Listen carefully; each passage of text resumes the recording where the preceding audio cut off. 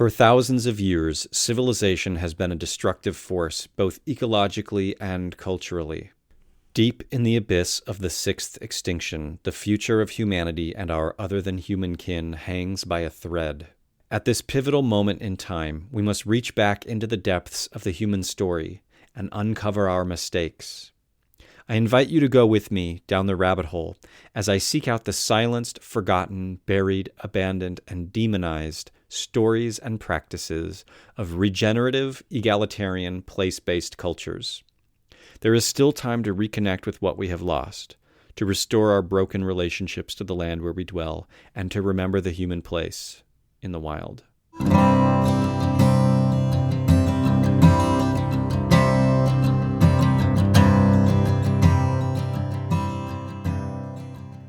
Hello, and welcome to the Rewilding podcast. I'm your host, Peter Michael Bauer. I'm coming to you from Portland, Oregon, the traditional territory of the Multnomah and Clackamas Chinookan people, as well as the Kalapuya, Molalla, Cowlitz, and many other tribal groups whom have lived here, subsisted here, and traveled here to trade and make their living since time immemorial. This podcast is produced in partnership with Rewild Portland, a nonprofit organization, and is made possible through financial support from our listeners. The best way to keep the podcast going is to become a recurring monthly supporter. If you feel inspired to contribute, you can make a donation by following the link in the podcast notes. You can also help by sharing our podcast on social media and writing us a review on iTunes. In this episode, I chat with Stephen Corry, the former director of Survival International, a global organization that supports indigenous peoples in their struggles against colonialism. In this interview, we talk about why the organization is important and how it relates directly to rewilding. Stephen discusses the central myths of civilization and the prejudices that it generates in order to justify its destruction of tribal people. In the end, our conversation lands on the problematic aspects of conservation and the challenge that members of Survival International have faced in this work. Cool. Well, thank you so much for coming on the show. Well, thank you for having me. I first became acquainted with Survival International by reading the work of Daniel Quinn. Are you familiar with any of his books? He wrote Ishmael and... that's interesting to me. Yeah, he was a huge advocate, which is funny because he was never really an advocate for anything at all. But one thing he said was, Survival International, you should help support this organization that's actually helping indigenous people around the world. And I just thought that was interesting. So I went and I looked and I read about Survival International and I was like, oh, this is super cool. And then years later, I was looking at critiques of Jared Diamond in particular. And I read two of your essays. One was a criticism of Jared Diamond's book. I don't even remember the title. It's like The World After Tomorrow. I don't remember. I try not to remember most of the things that he writes. Yeah.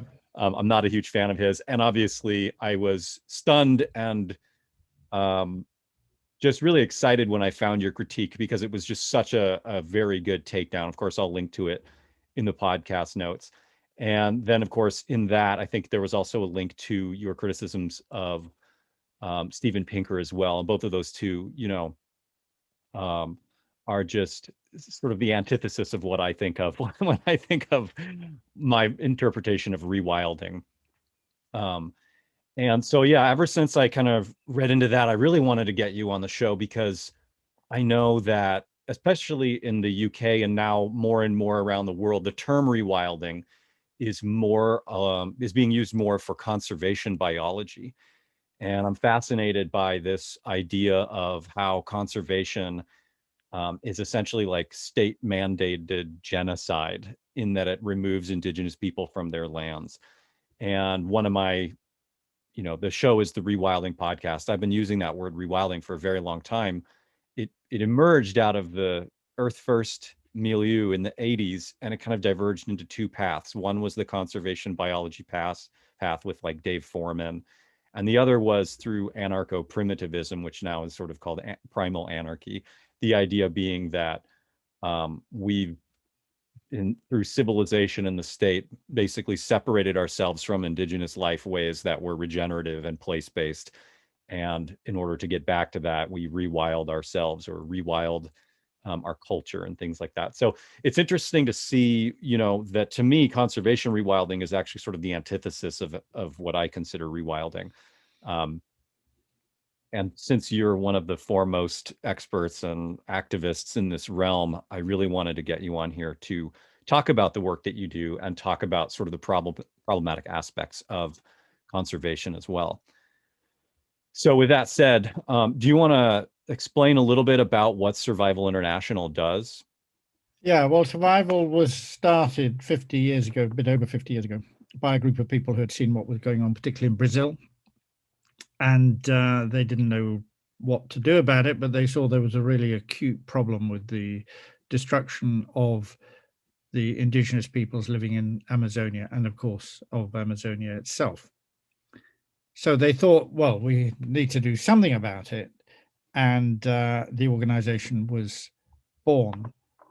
Over the last 50 years, it has evolved into fundamentally a campaigning movement with supporters all around the world. It's crowd-funded to the extent that we don't rely on any government money. We don't have any government money. We won't have government money, and we don't rely on any big foundation money. That gives us enormous independence.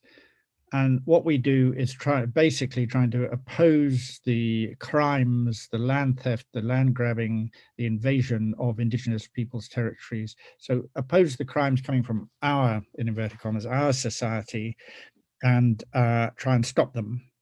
So we don't represent anybody or claim to speak for anybody, but we do give tribal peoples a platform so that they themselves can reach out to a much broader audience in several languages. And we have offices in several European countries and the United States, and work in several languages. So that's a kind of nutshell of what Survival does. In real life, we focus on particular issues, trying to get a particular indigenous land respected. There's still a big focus on Amazonian South America, lowland South America, not just Amazonia, on Southeast Asia, on parts of Africa, on parts of India, and so on. And we look particularly at the areas where there are peoples who have most to lose. That's where people who have least contact with mainstream society, some of them no contact with mainstream society or no peaceful contact. There are still well over 100 I wouldn't call them groups, we call them peoples in the plural, indigenous peoples who have no peaceful interaction with mainstream society, and we call them uncontacted tribes. So that's always a focus, but it's not just them, it extends broader to that. And we look particularly at areas where people are really facing really acute problems, which are going to destroy them unless something is done about it. Yeah, that's amazing. To me, this is kind of a ridiculous question, but I like to ask it anyway. I feel like most of my listeners sort of maybe intuitively or even logically, intellectually understand the need for why this is important. But I'm just curious to hear it from your perspective. Like, why is this work important?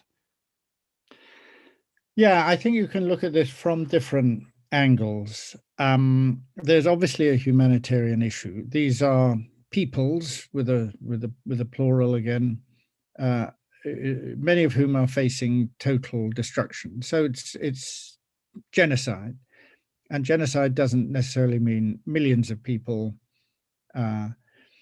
in concentration camps. It can also mean if you destroy a tribal people which has 150, 200 members, that is also, of course, genocidal. People are people which has its own language, its own memory, its own history, its own way of looking at the world.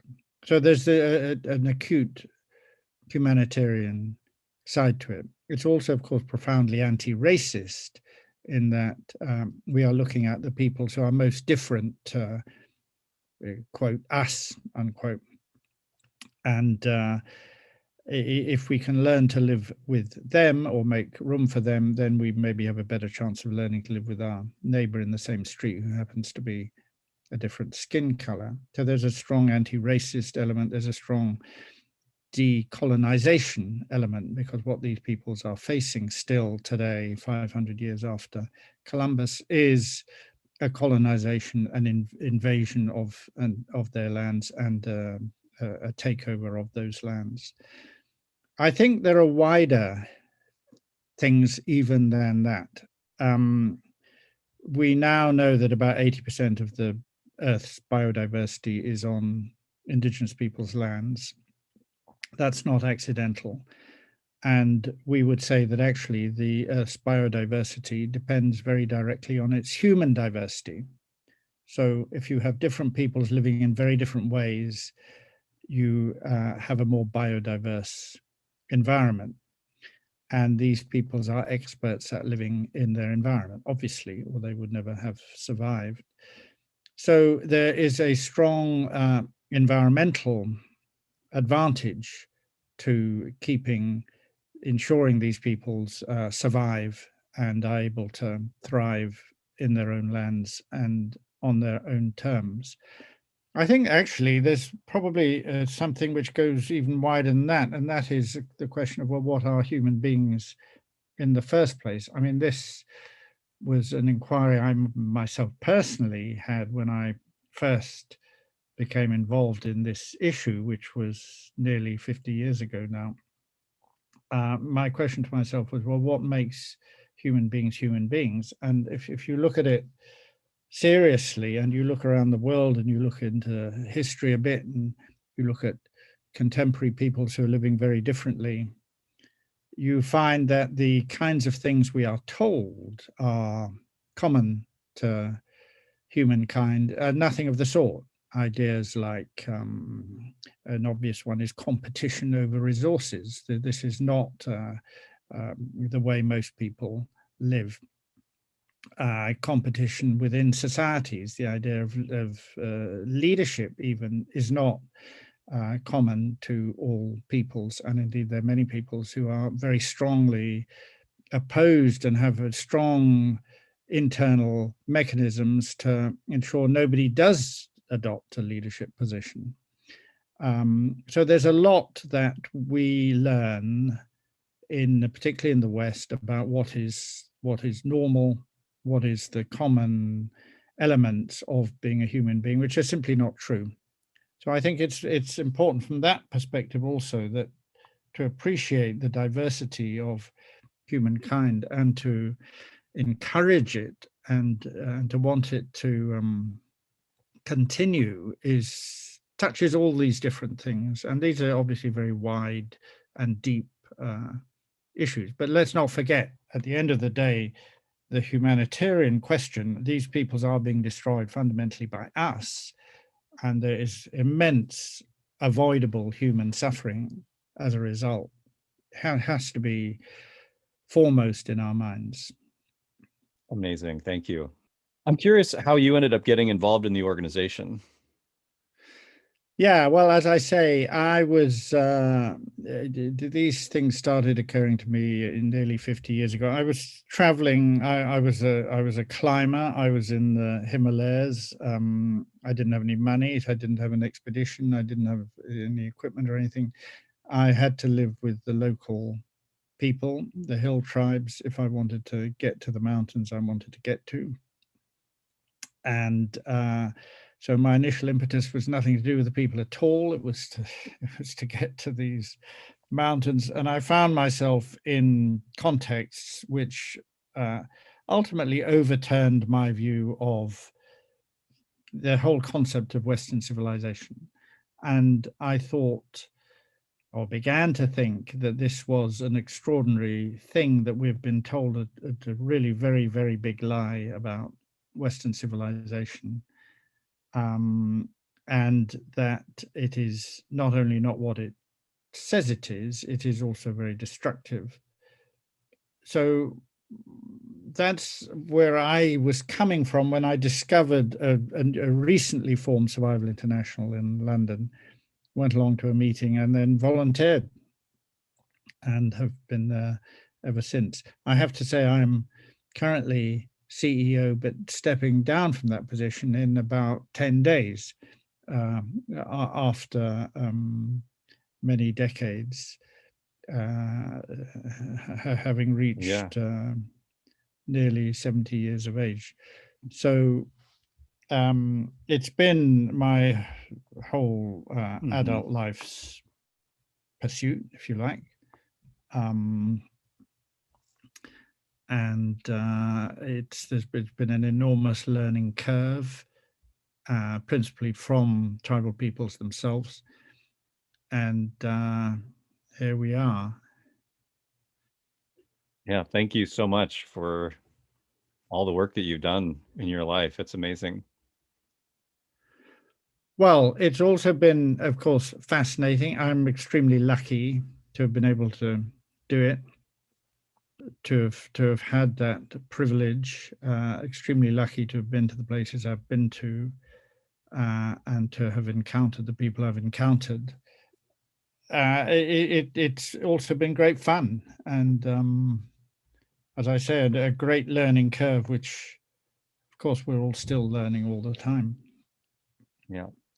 You said a minute ago that the sort of stories or concept of Western civilization was wrong. Can you elaborate a little bit to me on that point? Yeah, I think if you look at the ideas that we have now come to or came to, say, when I was the period I'm talking about, say 50 years ago, let's bear in mind that earlier than that, if we go back 500 years or so and look at what was going on in Europe, there was the so-called Renaissance, which was a look back to a past era which was thought to have been more enlightened and in many ways better than what was going on 500 years ago. And then various things happened to the European ideology, which took us to the end of the 19th century and Darwinism and the idea of evolution.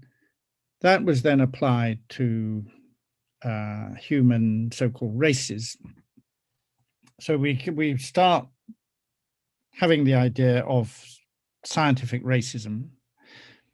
At about the same time, in the early part of the 20th century, the discoveries in the Middle East of the earliest discovered cities, supposedly the earliest discovered agricultural remains of agriculture, led people to think that the rise of cities, the rise of agriculture, all happened or started in the same place at the same time, say 12,000 years ago or less, and in a particular geographical area in what we now call the Middle East. None of that is true.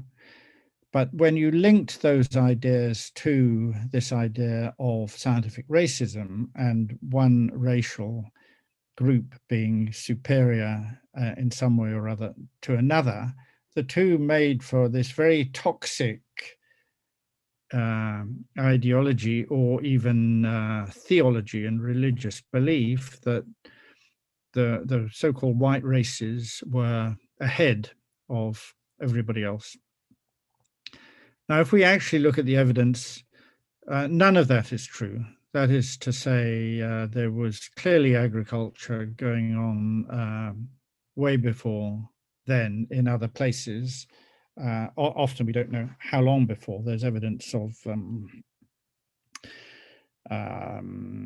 grain grinding from 30,000 years ago in Russia, for instance, a very, very long time before this. So if we start thinking, well, what was actually going on? What seems to have been going on was the rise of city-states where peoples who had previously been relatively mobile, living from hunting or gathering or pastoralism, were settling down in particular areas and then coalescing into cities. Now, if you have cities, you need people to defend them. Indeed, if you have a lot of grain supplies, you need people to defend it. because the grain ripens at one particular period of the year. And it's very easy to come along and for somebody else to steal it, and then you haven't got anything to eat. This doesn't happen if you're a pastoralist or you're a hunter, because you can always go out and find more.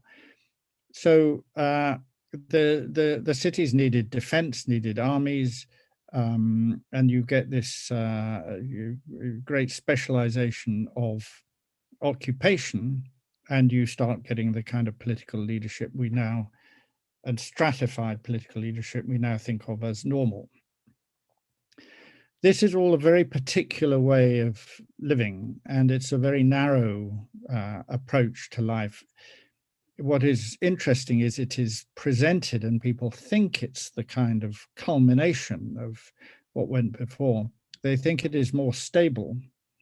In fact, it's the least stable, because it is the most fragile. You are entirely dependent on a particular area of land and the weather that hits that particular area of land, and entirely dependent on a crop which is harvested more or less at one time. So it's actually very unsustainable.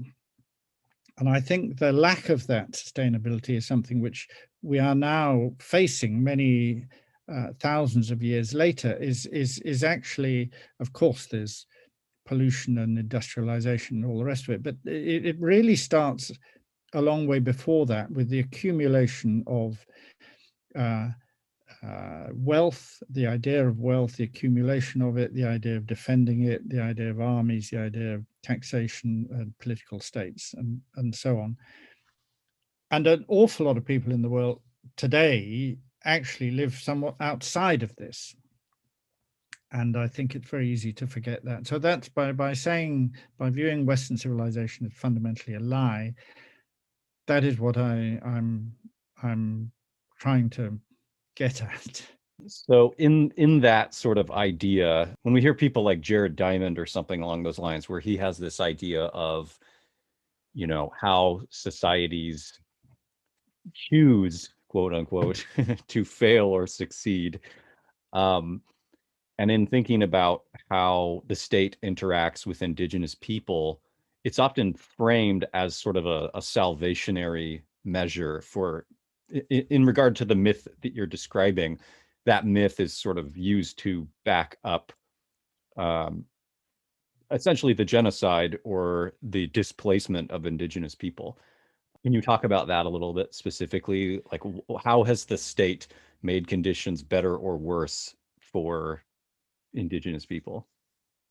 Yes, I think it's extraordinary, actually, that 500 years after Columbus and 200 years after at least the British abolition of slavery, and 200 years after the so-called founding of Australia and the existence of Native American reservations in the States, with very high imprisonment rates, domestic violence rates, substance abuse, fetal alcohol syndrome, diabetes through eating cheap junk food, that there is still the idea that the state might have actually had a beneficial effect on these people. In real life, these things came about through military invasion, occupation of land, and land theft, and often the deliberate attempt to eradicate these peoples, which is still going on today in some places, particularly Amazonia, but also elsewhere.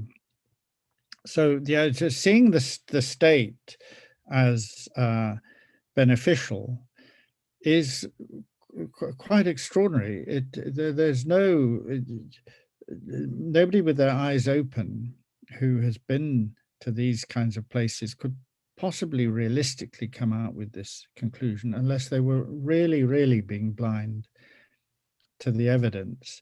And I do think that is an extraordinary conjuring trick that has been pulled by academia, by historians, by scientists, and all the rest of it. Jared Diamond points, as do many of these writers, to the idea that tribal peoples, or call them what you will, had higher levels of violence than so-called contemporary state peoples. In fact, there's no evidence for that. The evidence that they cite repeatedly draws on a very, very small number of studies. The most famous one was done by an American anthropologist called Napoleon Chagnon about peoples called the Yanomami in Venezuela and Brazil. And if you actually interrogate Chagnon's data, which people have closely, you find it doesn't bear out his claims at all. He mistranslates, for example, one particular concept as men who have killed other men. And in fact, this particular concept can apply to anybody who's fired an arrow in any kind of raid without necessarily hitting anybody, plus various other categories, people who have been involved in apparent killings from shamanic methods. So it doesn't mean men who've killed other men, but he accepts that it does. And actually, if you look at the number of people that he has influenced his study, you come out with, I did this count once, and I think it wouldn't fill a couple of New York subway cars. And this is the basis on which this idea that humankind is steeped in this innate prehistoric violence has come from. And in fact, if you just think about it from a common sense point of view, had the race, the species, been continually fighting, well, firstly you have to ask why, given the population density was extremely low. What on earth would be the point of fighting everybody when there's abundant food on the hoof or over the horizon? And secondly, could it possibly have survived in that context? And of course, what these studies have done is deliberately omitted the very large number of societies where there's no evidence of this level of violence. I remember a discussion I had with a scientist from, I think, Oxford or Cambridge some years ago about this question. And he said to me, well, how many people do you know who've killed people? And I then thought, well, actually, many of the men of my father's generation had killed people. Basically in World War II, or of course, if you're American, perhaps in other wars, or if you're British in other wars. But I've actually knew a lot of people. Most of the teachers at my school had been involved in World War II, and I know for a fact that although they didn't talk about it, and one only realized this often many, many years later from reading something or realizing it, that they had killed people. So actually, I've known a lot of people from this society that have killed people. So I'm not saying that tribal societies are all peaceful. Of course they're not. And of course there have been fights. People have fought about all kinds of things. In the same way that more primitive primates fight about all kinds of things. It doesn't mean that the species is innately violent. Of course, what it does is it sends up a very clear political message that this is normal and natural and therefore acceptable. And that's extremely dangerous, of course, because surely we must realize that the message we should be giving out is that this is an aberration, that we should not be going around seeking to physically harm other people, and there's nothing normal about it at all. And I think an awful lot of people would probably agree with my position if it was framed in those terms. I think I've gone rather Yeah, off the track. no, this is so good. Yeah, I mean, it makes me think. I don't know if you can even answer this either, but I just wonder why. Like, I looked at the data. I agree with you, and I just don't understand the reasoning behind these academics for essentially spreading lies. I mean, is it just do they actually believe what they're saying? I guess is my question when I read into that stuff. I don't, or are they doing it for like nefarious reasons? I don't know the answer, but it just boggles the mind. I don't know the answer. I have my suspicions. I think it's a mixture Yeah. of both. I had an exchange with Steven Pinker again a few years ago. I forced myself to read one of his books, Better Angels of Our Nature, I think it was called. I found it full of elementary errors, but right at the beginning it cites the finding of a body in the European Alps called the Iceman, or Ötzi is the sort of nickname given to him. And it said that he was armed to the teeth, had a quiver full of fletched arrows and a dagger and all the rest of it. And none of this is true. He had a quiver of unfletched and useless arrows, some of which were broken. He was carrying a bow which wasn't strung. His dagger was about the length of a pocket knife. It was a tool, and Pinker had taken the data, changed it, dramatically changed it. So I challenged him on this. I mean, I've been a big fan actually of the Iceman for a while. I've been to the find site and I've been to the museum and I've seen him more than once, the body. I challenged Pinker on this. I said, where did you find this stuff about him having fletched arrows on him? And he pointed me at a couple of websites, neither of which said that he had fletched arrows. And I said, well, they don't say that. And his only reply was, well, I couldn't have made it up. Well, Pinker called himself a scientist. I mean, my guess is that actually, of course, a lot of the research is done by students. There's people misread stuff. They're looking for particular answers, so they look to find them. But I think there's a deeper question, and I think some of it is clearly ideologically political. And that's why it gets such support and gets published by the universities and gets the massive injection of publicity. I mean, the Better Angels of Our Nature, I thought, was not a well-written book. I found it a real struggle to get through, very long. I don't think Diamond's book is a well-written book either, in my view. But it gets enormous coverage and publicity. And of course, the reason is, at least in part, because it confirms prejudices that both the state, the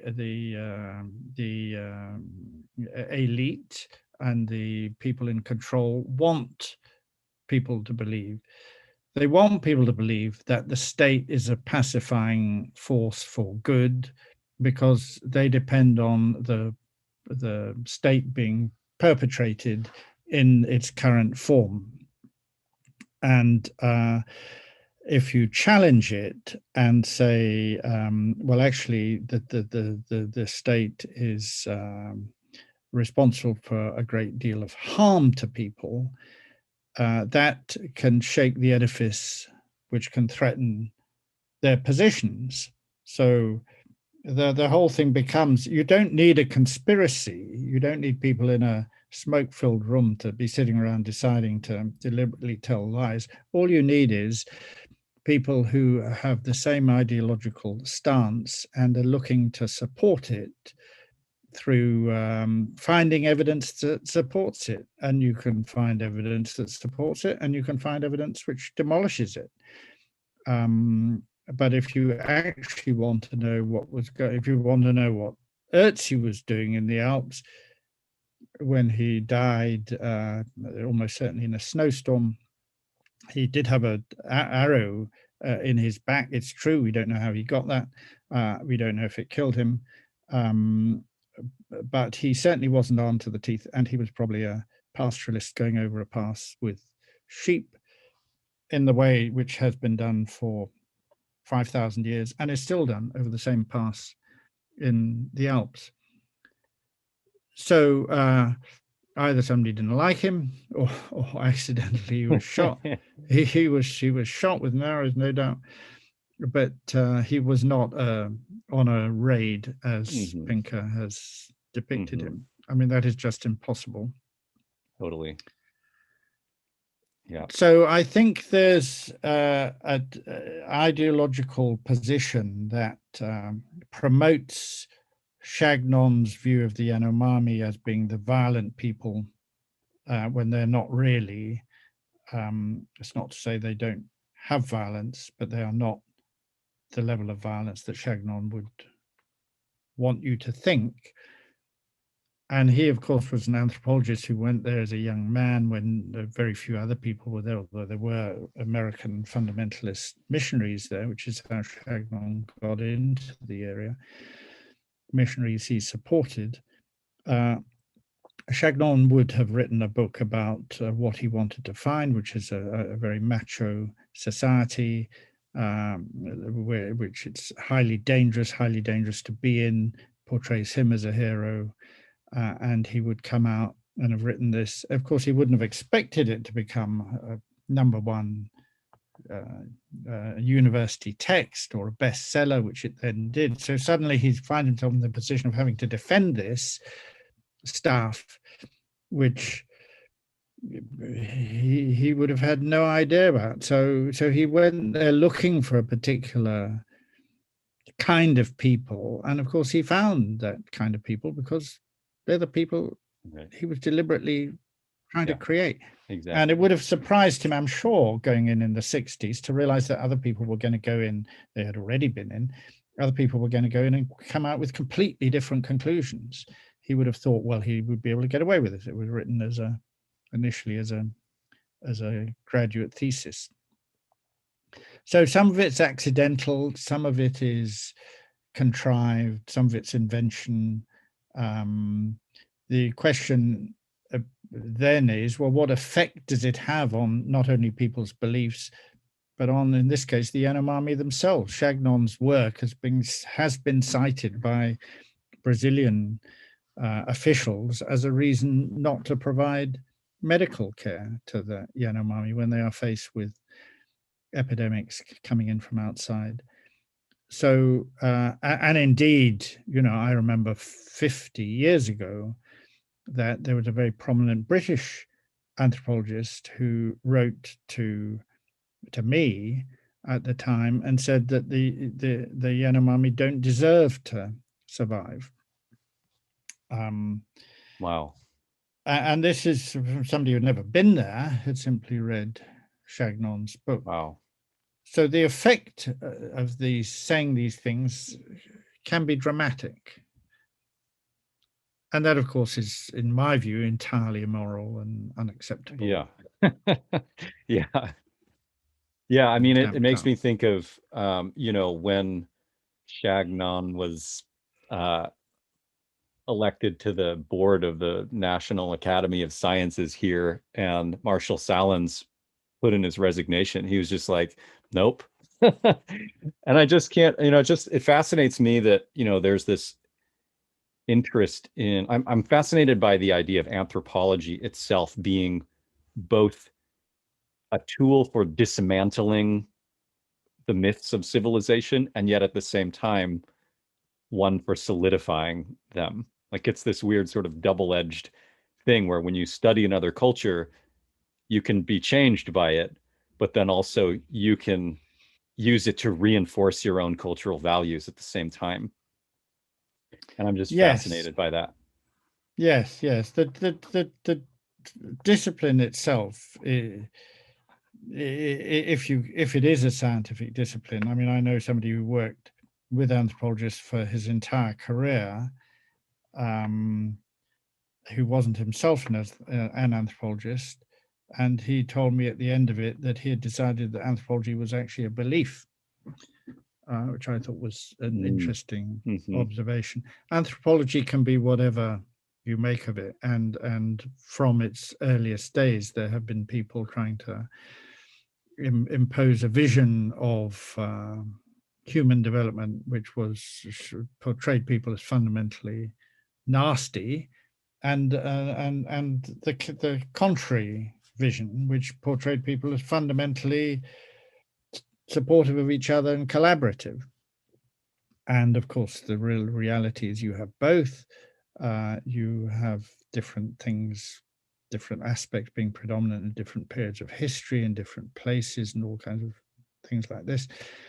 But there is built into the system as I say, a desire to reinforce the myths, the fairly recent myths of Western civilization, some of which are only a couple of hundred years old, since Darwin, less than a couple of hundred years old, and to reinforce the notion of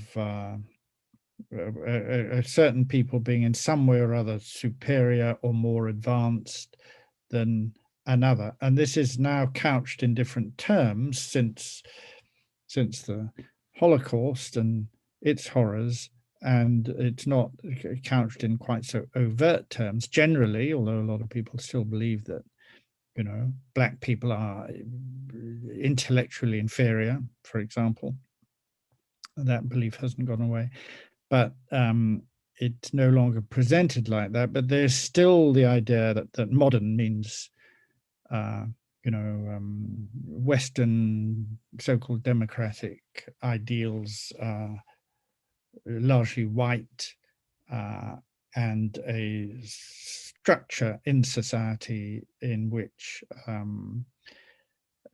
certain people have more than a lot of other people, and that is correct and justifiable, and indeed the only way that society can develop.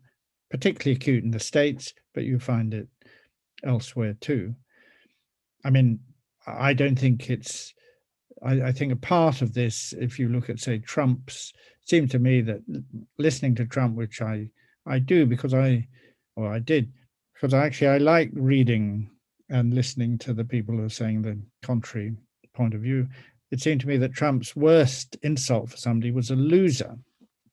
And that, I think, is very interesting, because, in fact, of course, if you're a winner, it's almost always, I'm not talking about athletics or skill in painting or something, but if you're a winner in business, it's almost always because of a certain mindset and a great deal of luck. So to actually think of somebody as a loser and therefore inferior simply because they have less is a terrible way to view one's fellow human beings. Yeah. I'm going to switch gears a little bit and ask you about conservation and some stuff around that idea. The first time I saw that conservation was affecting indigenous people was in a documentary I saw in the early 2000s, maybe late 90s, called The Great Dance, A Hunter's Story. And it was a sort of a documentary about the Bushmen, a particular band of Bushmen.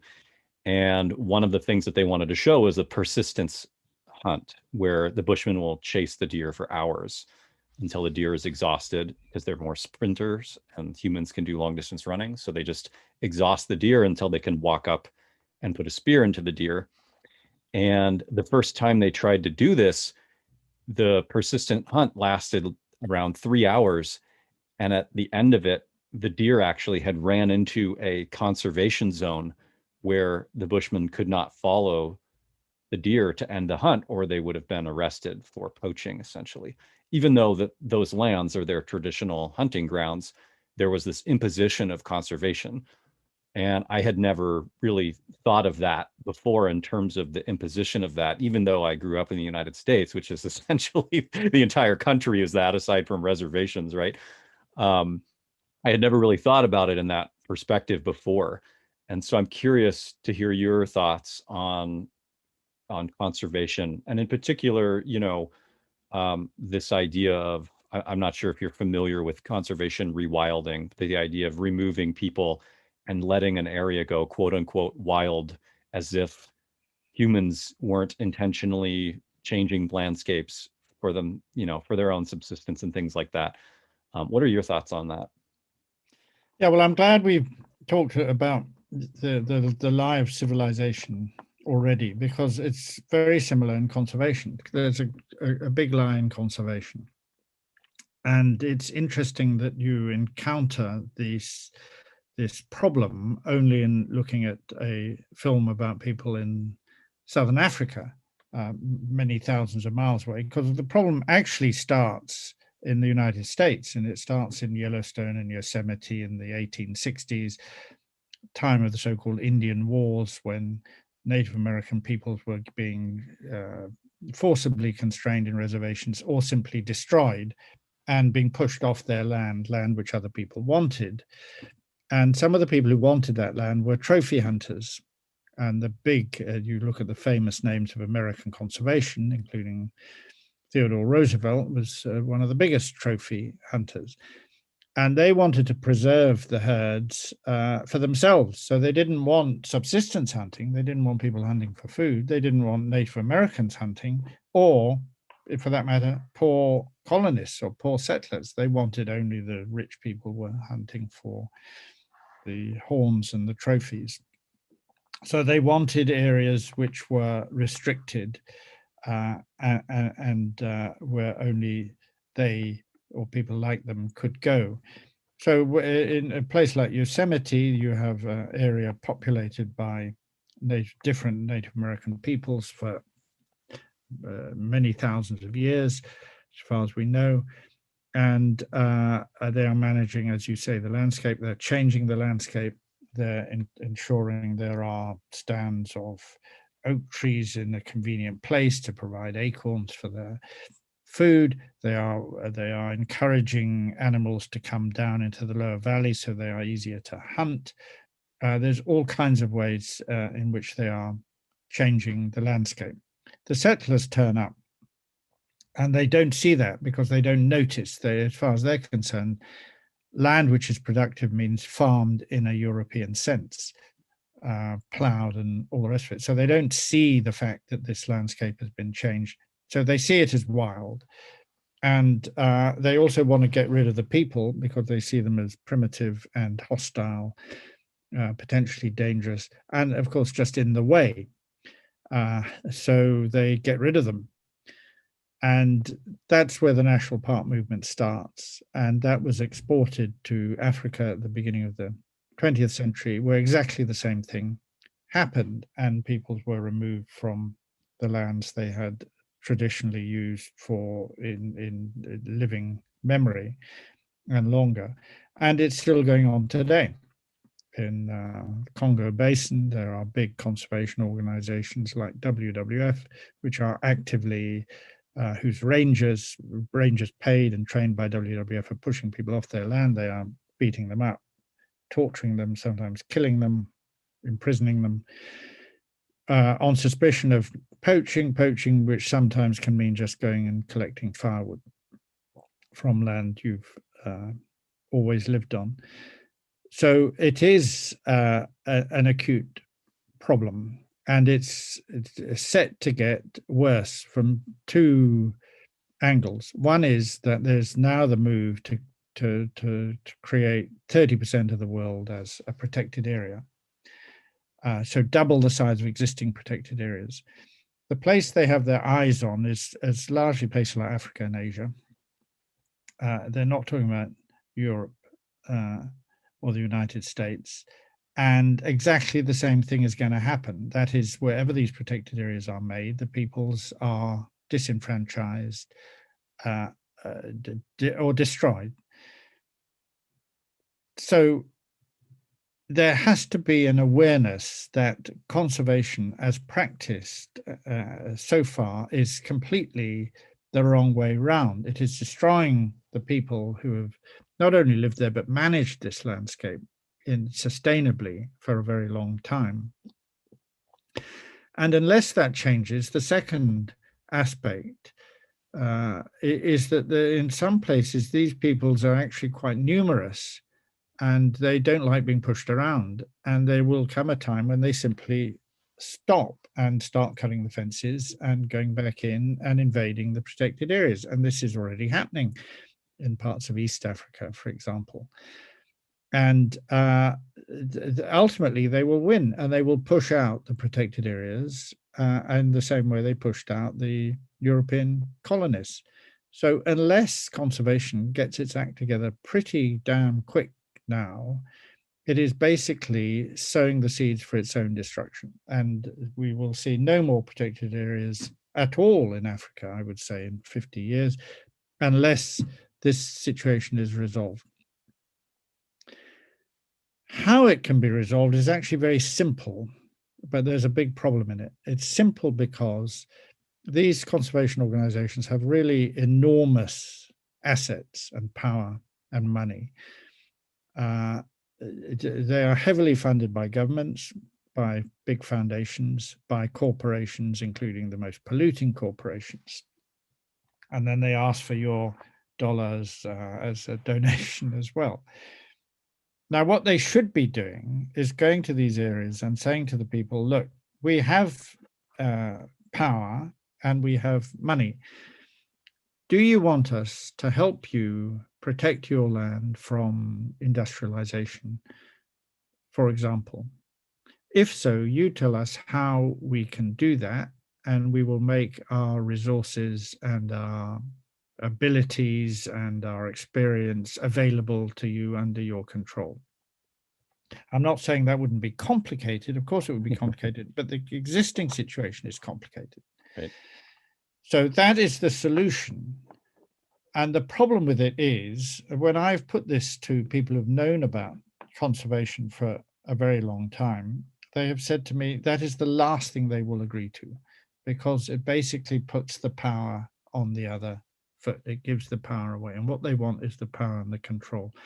And it also produces money for them now with so-called carbon offsets and the ability to sell forests and this kind of thing. They actually will get money, a lot of money, from the increase in protected areas. So this is a financial trick which is fooling people into thinking, well, conservation must be automatically good, so let's just do it and let's do more of it and the world will put itself to rights as a result.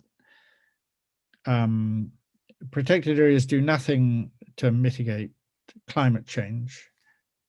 So long as you have the same amount of pollution being created elsewhere, it doesn't matter how big your protected areas are. They do have absolutely no effect on that. And they have very little effect on biodiversity because, as I say, the most biodiversity is now proven to be in indigenous managed areas. So what should happen is these indigenous managed areas on which these indigenous peoples have been living should simply be recognized as their land. And under the only bit of international law which mentions this kind of thing, it is. Of course, that law is routinely ignored. The United States hasn't ratified it. Many countries haven't ratified it, and even the ones that have ignore it. It's also recognized in the UN Declaration on the Rights of Indigenous Peoples, which dates from about 10 years ago and which affirms their ownership rights over their lands. So the solution is simple, but it's going to be an enormous fight to get to that solution. It's not a lost cause. I mean, we were involved in Botswana Bushmen survival for many years in the area where the Great Dance was filmed, actually, the film you mentioned. And they had been evicted from their lands for conservation, but also because we knew there was a plan to build a diamond mine there, which the government did not denied, but eventually a diamond mine was built. But we helped the Bushmen go to court. It's the longest court case ever held in independent Botswana. And eventually they won the right to live back on their land. So there are now Bushmen living back in that area after being evicted. So these things can be reversed, but it takes, of course, a great deal of effort. And the Bushman societies are very fragmented. They're numerically quite small. And they can get worn down by the oppression they face. So it's a struggle which is going to go on. Yeah, in that regard, I'm curious too on what your thoughts are around this sort of wave of ecotourism as a way of, keeping indigenous lifeways like the Bushman's alive. Like I know I can think of a couple of groups that will take wealthy people out to like hang out with the Bushmen for a month or something and watch them do their traditional lifeways and stuff, and then end up paying them money. And it seems like a very strange way of keeping traditions alive, but it also seems like, I don't know, it's so hard for me to wrap my head around it. Like there's parts of it that I think are great, and there's parts of it that I'm like, I don't know, is this helping? Is it hindering? Is it just is it too challenging and nuanced to try to, say one way or the other? I don't know. I think that the thing which is often overlooked is that tribal peoples who have survived to now are very resilient. And although there's obvious dangers, as I pointed out, with uncontacted peoples, they're small in number, they're highly susceptible to outside disease and all the rest of it, they're also very resilient. And hunting peoples, and for that matter, herded people who live by herding, mobile peoples, in other words, as opposed to settled agriculturalists, as some of the most agile and adaptable at coping with whatever new conditions are thrown at them. So in a sense, you could say that the Bushmen taking advantage of this is just applying their hunting skills to some rich tourists and extracting from them the maximum possible benefit. The crux really lies in who's in control and who's taking what. I mean, generally speaking, of course, the tourist companies take 99% of the profit or more, and the people are left with very little. If, on the other hand, the people are aware of what the numbers are and have advice telling them what the numbers are and how, what for that matter, the law is, and what contractual obligations they can or shouldn't enter into, then it can be fine. And why not? I mean, survival has never set itself up as anything to do with the preservation of cultures or tradition. It sets itself up to try to stop these peoples being destroyed by our society. What the peoples then do, how they adapt and change, is and should be up to them. And of course, the peoples do adapt and change, and are very good at it. I mean, people tend to sort of laugh or at least smile with the idea of, say, a Bushman using a smartphone. But why? I mean, if you say, I remember an anthropologist friend of mine talking to Amazon Indians about glass and how glass was made, and explaining that you make it with sand and heat and all the rest of it. And the reaction of the indigenous people was say, well, let's go and make some. So she had to explain that actually she didn't know how to make this stuff. So we like to think that, the smartphone is aspect of our society, but actually we have no idea how to make one of these things. So why should they not adapt to take whatever is available and turn it to their own use, which they do.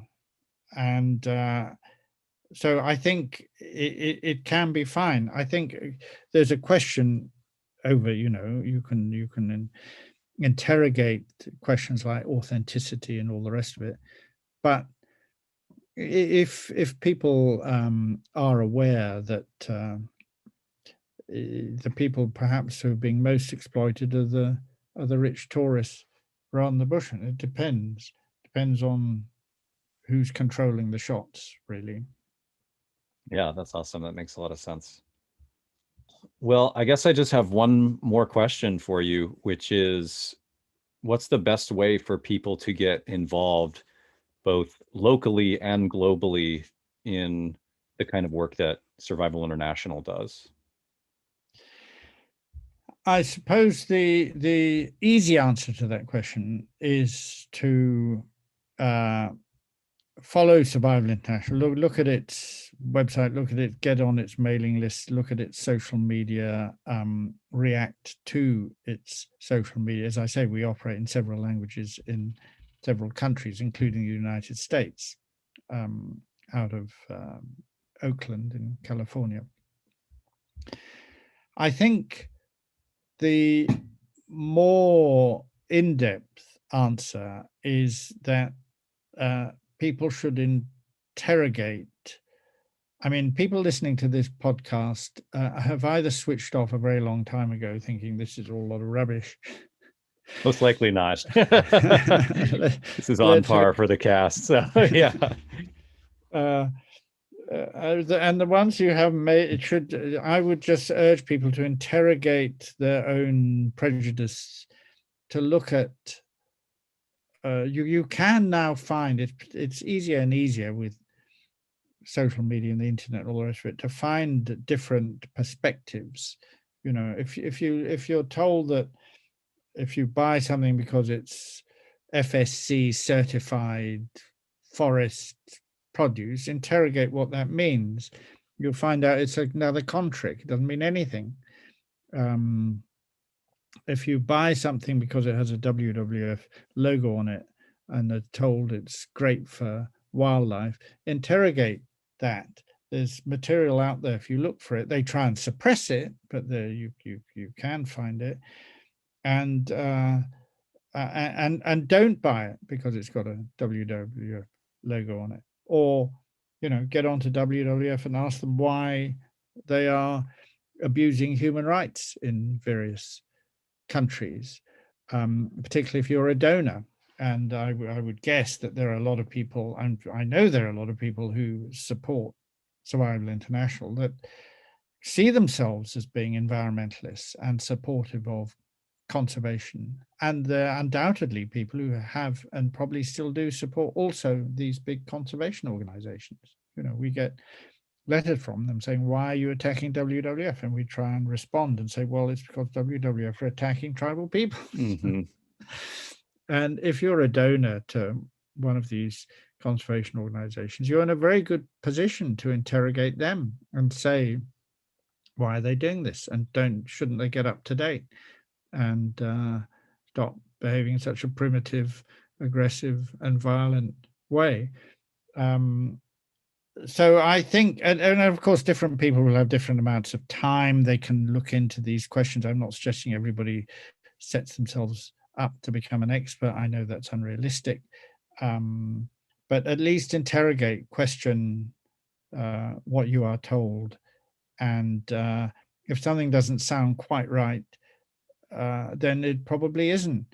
I mean, how can one be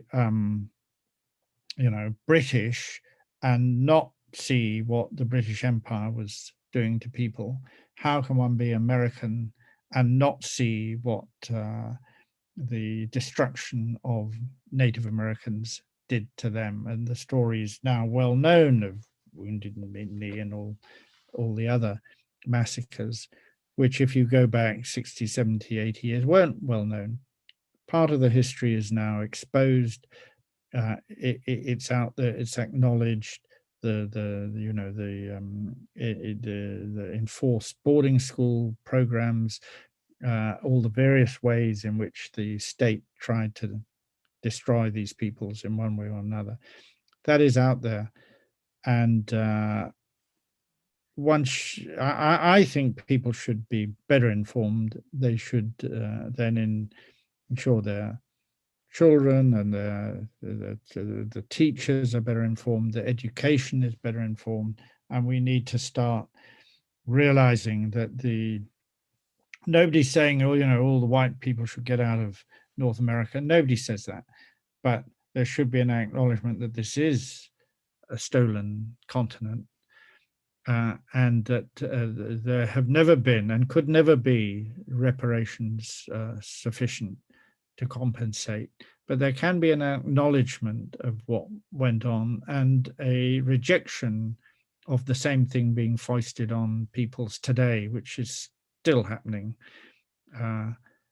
Indeed, in parts of North America, there's still conflict over land use in et cetera, but particularly in places where there are less contacted peoples and the assault, the genocide is just starting.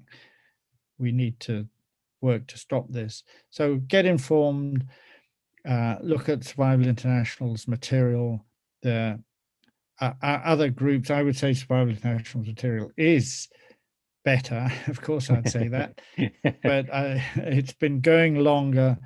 And because it's not dependent on foundational government money, it is independent in a way which, frankly, very few NGOs are independent now. And it's not afraid to say things which are unpopular and to contradict powerful people, irrespective of the consequences. Yeah, that makes me ask or think of another question, which is, have you ever experienced state repression of Survival International in the work that you've done? Have you ever, because you're not seeing like a state, you're not operating from the financial backing of the state, have you experienced that kind of attempts to repress the work that you're doing? Oh yes, frequently. I mean, everything from suggestions of legal action through to being not allowed in certain countries. I am banned from Botswana, for instance. Wow. Although it's a different government now to what it was then, and maybe I wouldn't be now. I don't know. Accusations of being in league with any foreign oil companies. The Brazilians at one stage said, oh, Survival that just wants to keep Amazonia for foreign oil company. Accusations of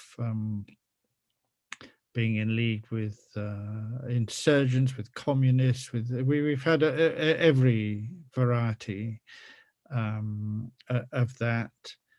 And physical threats of physical violence.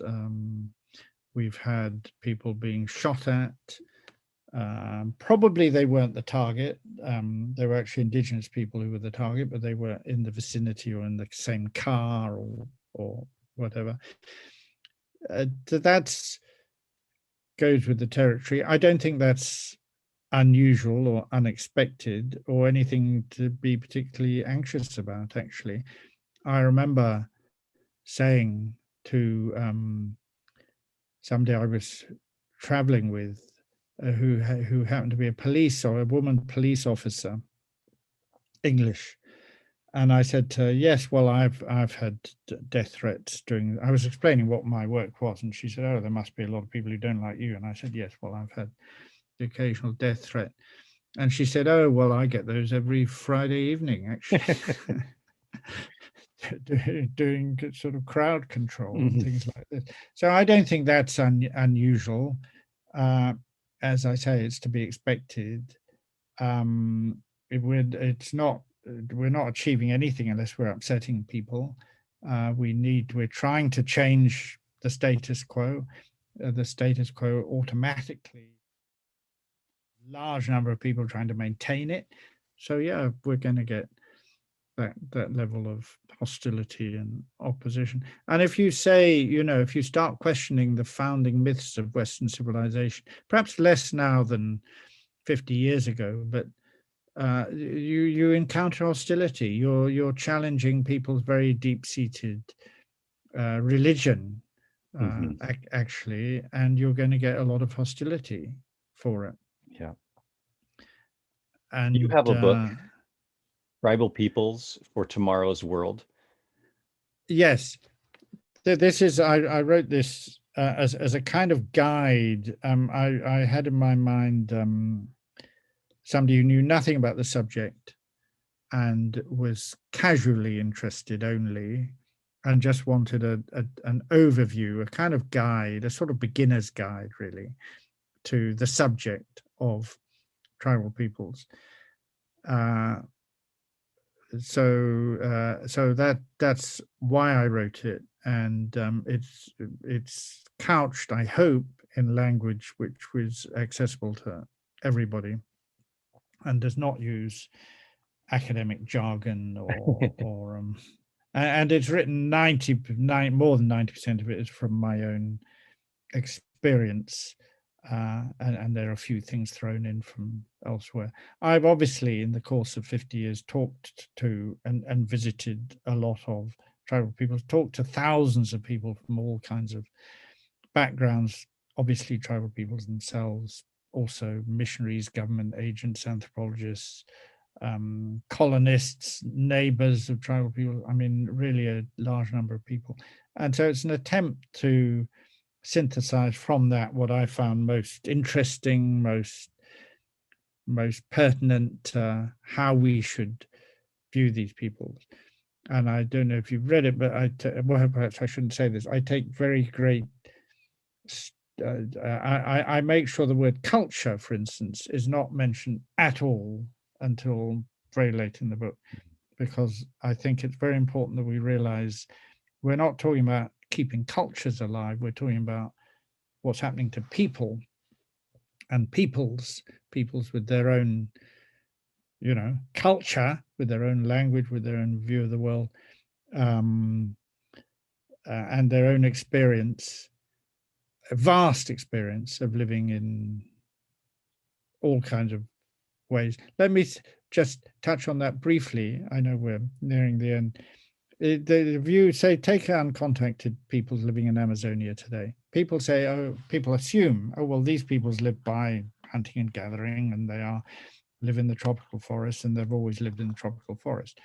Of course, their ancestors, if we accept the scientific explanation of peoples in the Americas coming across the Bering Strait from Siberia, perhaps 15,000, nobody knows, but maybe 15,000 years ago, maybe more. The ancestors of these uncontacted tribal peoples in Amazonia will have lived in tundra, desert, coastal areas. There will have been river people, there will have been desert people, there have been cold weather people, there have been mountain people, and for the thousands of years it took them to reach where they are now, they have survived the most diverse possible environments on the planet, particularly those living or who live right down in the southern tip of South America. And I think that's an extraordinary testimony to humankind's ability to survive, to interact, to enjoy life in an environment which other people will find unbearable or hostile or just fatal. And I think this is a phenomenal. These people should be on a statue, somewhere, and we should all recognize that actually they've got keys to a lot of things which we have thrown away. Awesome. Yep. Cool. Well, do you have any questions for me? Well, I was originally going to ask you, what you thought of things like the conservation.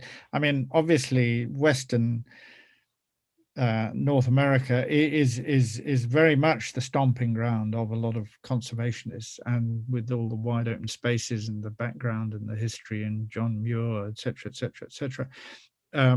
It's deeply in people's thinking. Of course, you've actually revealed a lot of what you think about with your questions. So I don't need to know. Well, I could still ask you how you would relate. I mean, when you first began to realize that all was not quite what people were saying it was, and how that came about. Yeah, I was a teenager and I read this book called Ishmael by Daniel Quinn. He's the author who connected me to Survival International. Um, and it just was basically about the central myths of civilization and the origins and all the things. And I ended up, you know, I was 16 at the time, and so the idea of civilization's collapse, which he's sort of ends with, we're destroying the environment. It's inevitable that this is going to happen. I ended up running away from home and couch surfing and saving up money and working in a grocery store to go to a wilderness survival school in New Jersey by this guy who was like a white guy who was supposedly taught by a native guy, survival skills or something. And that was kind of my introduction as a teenager into this sort of world. Um, but I didn't really think much about conservation, and I didn't really get connected with the indigenous people of my place until my early 20s, really. And in part because this guy, another author that I was a fan of at the time, came through Portland and he asked everybody at this reading, hey, what's the traditional people of who are the traditional people of this place? And there was this prevailing myth from my childhood here in Portland, Oregon, that Willamette, the name of the river that runs through the middle of town, meant the valley of sickness and death, and that no native people lived here. And I remember kind of like people brought that up to him. They were like, oh, actually, nobody lived here. Like, this was the valley of sickness and death. And I remember like I was old enough at that point to be like, that's gotta be bullshit, And then, of course, so I did some research and found out, and they're still here, and they're at the reservation is called the Confederated Tribes of Grand Ronde, and they have an office in Portland, even though the reservation's an hour or so out of town. Um, yeah, and I just started to get involved in the language community here and learned the trade language of the Northwest, the original trade language between tribes, and the first like trappers and traders and settlers here as well. Um, and then yeah, I learned from that conservation, especially in terms of kicking people out of a place where they are actually an agent of. I think here in the Northwest too is unique in that way. I feel like there's a lot of conservation stuff in terms of the UK that is very much based on kicking people out of a place. Like there are literal signs, and now in like Scotland and Ireland, for example, um, a lot of the government wants to remove sheep herders, sheep farms, and rewild them into like ecotourist attractions for people to have like essentially national parks, or more of those. And so there's like signs up in these rural communities that say rewilding and have a circle and a slash through them, because that's this form of conservation that still perceives human as other than or intrinsically bad to a landscape. But when you understand, like, just learning about indigenous land practices here, you're like, oh, actually, people were a keystone species who were anthropogenic. The environments were anthropogenic. They were being changed by the people here. And I think that just connected me again into a lot of the work that you do and to a lot of your writing, um, more recently anyway. Yeah, well, that's great. That's a very impressive story. And you learned the language too. Yeah, it's a trade language. There's only 700 words, but it's actually very nuanced in terms of Mhm. its structure and things like that. So even though I've been speaking it for 10 years and helping do some translations and write in it and work with the tribe every once in a while, I still am constantly learning awesome little nuances and things around it. It's really cool. Fantastic. Yeah. Well done, you. Of course. Thanks. Of course, with a name like Bauer, you would have had ancestors who were farmers. It's true. Yeah, my Bauer side is actually Volga Germans from Russia through Germany. So they, I don't know if you're familiar with that whole.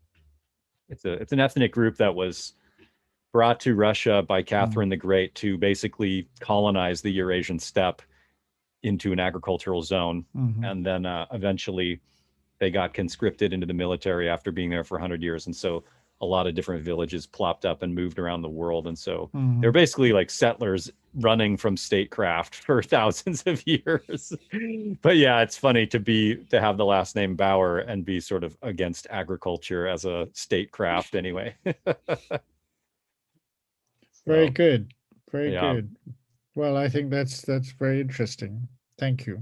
Yeah, thank you. Thank you so much for coming on the show. This was so great. I'm really excited to have this get posted, and I appreciate your willingness to just jump in. Good. Thank you very much, Peter. If you enjoyed the interview, please go to survivalinternational.org to learn more about their organization and get a copy of Stephen's book, Tribal Peoples for Tomorrow's World. Check out the podcast notes for some really great resources that were mentioned during the interview. And please support the podcast by donating to my Patreon. Make sure to subscribe to the podcast and leave a review on Apple Podcasts and other podcast directories. Thanks for listening.